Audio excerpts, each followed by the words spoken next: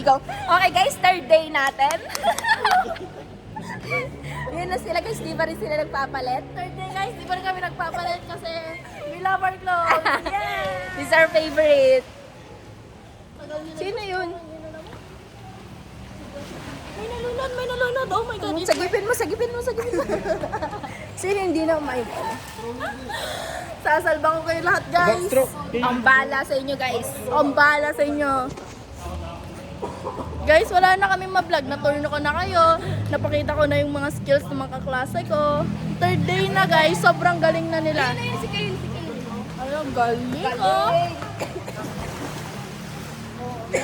Galing niya na guys. Yan, third day pa lang guys. Ang galing niya na. Tagal naman ni sir, tatanong ko pwede umakit dito guys. Mag-send lang kayo ng rose guys, sa akit ako dito. Guys, ano yung ginagawa Like nila yung vlog guys para makapasa kami sa DivEc. Wag na guys, para sabay-sabay kami. Woo! Sabay-sabay tayo. Hintayin nyo kami. Tara kayo sir. Pagawin natin kay sir. I-vlog natin siya. Edison! Guys, mag-hi kayo kay dad! Mag-vlog ba? Oo, nag-vlog kami. Igagi si Steph pala yung ina.